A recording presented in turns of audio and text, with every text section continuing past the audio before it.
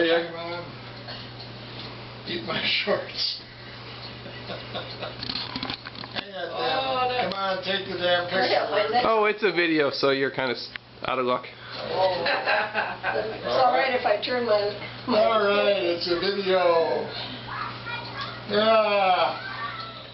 I remember sometimes when I was younger, and sometimes not really, kind of being afraid to like ask him for something or ask him for help with something just because I didn't know what mood he was in. He loved to have fun, and he loved to do practical jokes and things like that. You know, when he would be in one of those situations where it was time to just say, fuck, I'm sorry, or you're right, or, you know, I'm acting like a jerk, he just couldn't do it. And as he got older, it was worse. Peter Bundy could be the most generous person. One time is when he shot a firework at my dog, at my puppy dog. And he could throw huge tantrums. But the thing that mystified me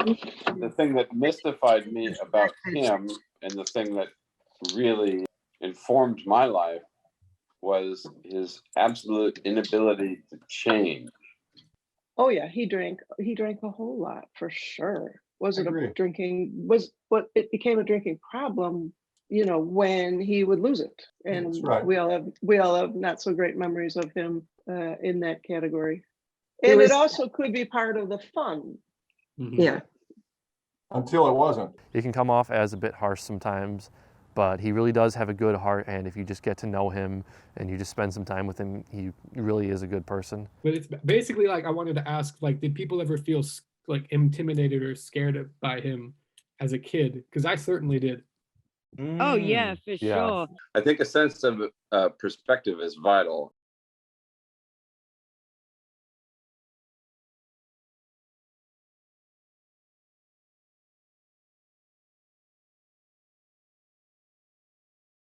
A big part of who he was and how he turned out is he was an only child. He was kind of spoiled and pampered as a kid.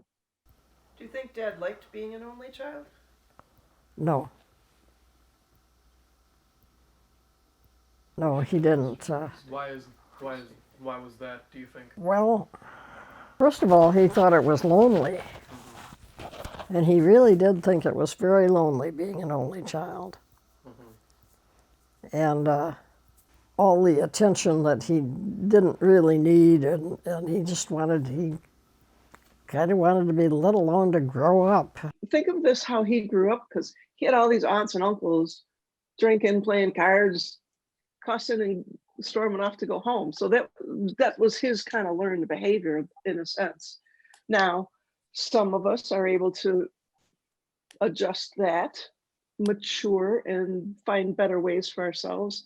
And he never did. He never really had to. He didn't have any siblings that he had to get along with or compromise with or get feedback from people who were his same peer group who kind of could say, you know, you're kind of being a dick here. He had gone through ROTC, which is called Reserve Officer Training Corps.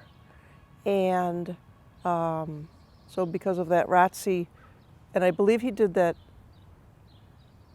in college. I don't know that he did it in high school.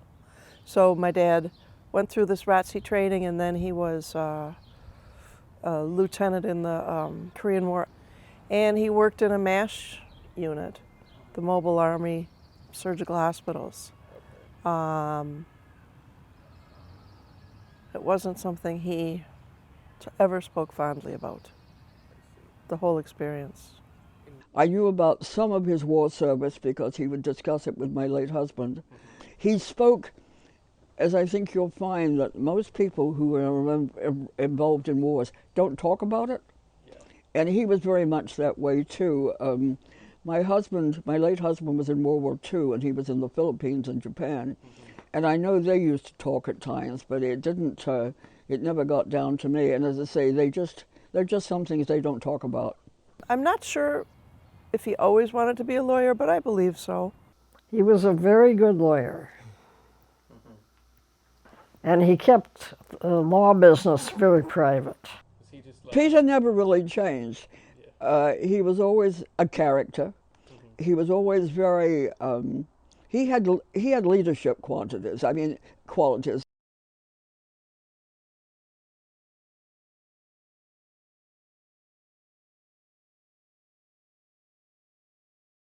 Well, I think a lot of what bound us together, I think that all 6, used to be 7 of us,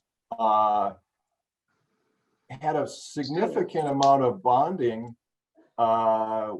with each other over all the years because of him or in reaction to him. And we're still doing that right now in a sense. Mhm.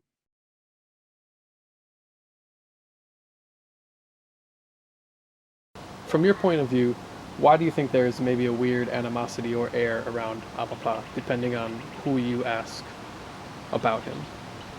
Oh, he was sometimes a difficult person to deal with, and I think that he was sometimes difficult to deal with because he was under significant stress. He had many kids.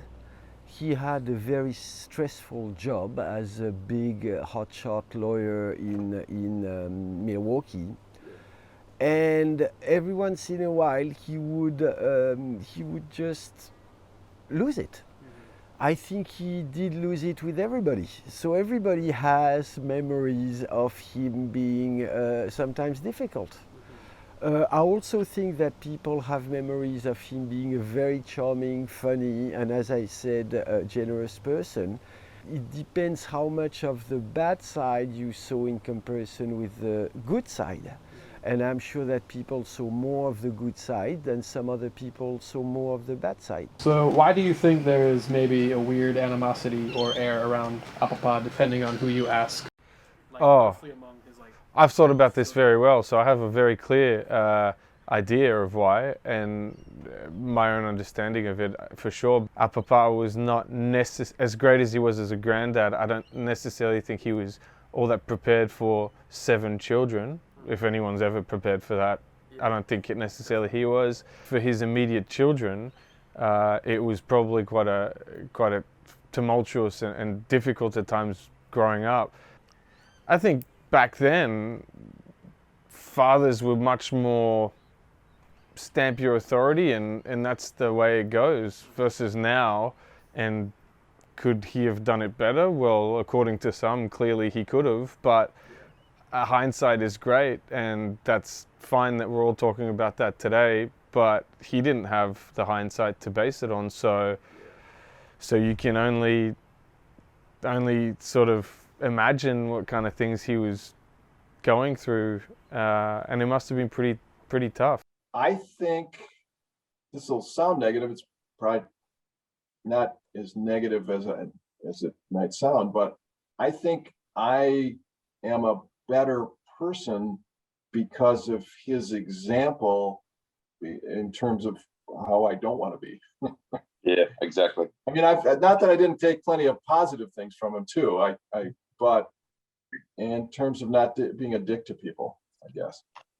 You know, sometimes relationships, there's ups and downs all the time, but he was very dedicated and cared very much, even during times when you thought maybe he could have given more. It wasn't his way. He held a lot inside, and I'm sure it was very, very difficult for him when he lost his son. And he held that inside for a long time. And sometimes someone's anger, sometimes the hurt can come out that way, not meaning it. And I think that is what lived within Pete Bundy, is the hurt that he carried, in his life. He let that out sometimes in ways that he didn't know how else to let it out. And it came out sometimes in angry ways. But we all have that. I felt sort of sorry for him because he was a smart guy, very smart.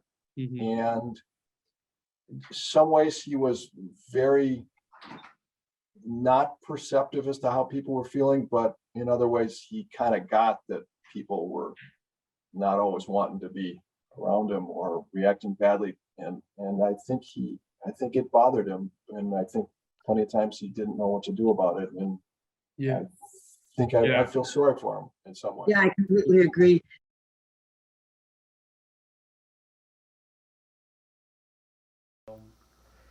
What was something about Peter Bundy that people should really know about him? Oh, goodness. He didn't open up about a lot of things. No, we had sort of falling out, and he once again said, basically, get the fuck out. And I said, okay. And I had been staying with, do you remember my old high school girlfriend, Lisa? I was staying with her and her roommate. They had come and gotten me, and Lisa comes up and goes, hey, your dad is here, and I think you better go talk to him. Dad was just standing there with his hands in his pockets and says, you have to come with us. And I'm like, what's going on? And he says, you have to come with us. There's something terrible has happened. And I'm just like, okay, what the fuck? So we're driving along down Hampton, and he says, Carl killed himself tonight. And I was like, how do you reply to something like that? So it was pretty terrible. And you're just sitting there watching that fucking cold night. That was just diabolical fucking weather. It was so fucking cold. I don't even know how the hell they knew where I was. I don't know what they told Mark and John. Yeah, they didn't know about it till the next morning. That's what I heard. I believe that's correct. They had to go to school the next morning knowing that he was dead, though. I know. I thought that was just horrid. Mark skipped school and went to Big Bay and drank with his friends. He told me that. I remember Ed coming home at lunch because he couldn't handle it, and I met him out on the street, and I couldn't believe obviously they didn't know what to do, but really? Sending him to school? Yeah, that's not cool. I think the date that Carl took his own life was February 3rd, if I'm correct. Yep. 1985. And I think he realized that, he didn't have February rent. He had gone by mom and dad's to say, can you help me? All mom could do was give him some hamburger from the freezer, and they were on their way out to some hoo-ha event. So dad didn't have any time. And it's always, I guess, a very spontaneous thing to take your life. And then, of course, the next day or a day after, I don't know, very soon he just took off and went to the cottage to escape, which is something that I think he did. If you think about it, at other times when he couldn't handle things, he would just escape. And then I remember when we all got up to the cottage and he just was freaking out and he cried. And he said, why did he have to do that? What would have pushed him to do that? And he was sobbing. And I remember that was so weird to see so much emotion from him, because frankly, all I ever saw from him as far as emotion was anger or fun happiness when he was partying or having a party or doing something he really loved. But I don't remember him showing any other emotions than that. Didn't really talk about it too much after that, I don't think. I don't think he knew how to handle it, and I don't think he found any. I remember thinking it would have been good if he and mom went to see some counseling or something, and they never did, to my knowledge. I think they got tired of being parents in some ways. I think they got worn down. Well, yeah, exactly. And I mean, it's not easy. I get that.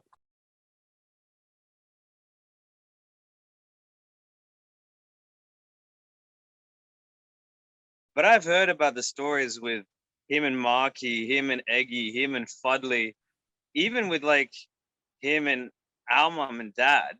You hear about what he says, and he just goes too far. Like, yeah. Particularly, I feel with Marky and Fuddley. With Marky and Fuddley, from what I've heard, he went like you guys said in terms of what happened. He's like went against like who they were as people and what their choices were in their lives and stuff. I've kind of been wanting to ask this, but I'm not sure exactly how to phrase it, but do you think Apapa gave up on Mark in terms of trying to parent him or trying? Absolutely. Yeah. Yeah. Was it their 60th anniversary or was it the year after that? I can't remember. Where he was ragging on Mark while we were having dinner. You guys were all that was so ugly. Tragic. I think that was their 60th anniversary, and to his credit, or to partly explain that, he did have Parkinson's then, and he was on medication, and I'm sure he's depressed and not feeling well. But he was just beating the shit out of Mark at dinner, and it really was kind of awful. And he just ragged on him. He was like, shit for brains, God damn it, piece of loser. I mean, I'm like, I've heard a lot of kind of negative stories about Mark and Apapa. Okay. And then the next day, and we were having so much fun. We stayed up half the night having such a good time. And then the next day, he just was a flip towards Mark and just treating him like just horrid. I mean, Mark was not blameless by any means. But in this situation, Mark hadn't done anything wrong. He just, we were just having dinner and it just kind of exploded. But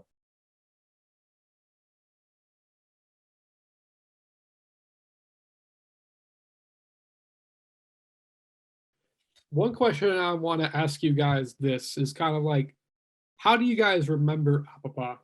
Like, I kind of remember Apapa as just like, he was my only grandfather because my dad's father passed away before I was born. So he's the only grandfather I have. And he's kind of like, I almost feel like a lot of who he was and like the family that he helped raise, what has had a huge influence on me. And it's just I remember him in a very positive way. I don't remember him for like the shitty times, but I just always kind of think about how much of Apapa I still hold with me. Like, say every time someone says the phrase "God damn it," I think of Apapa. Yeah. And it's just like this influence that Apapa's had on my life I'm extremely grateful for it, and I kind of just wish I had told him like, thank you for all that, because I didn't really get the chance to thank him for that.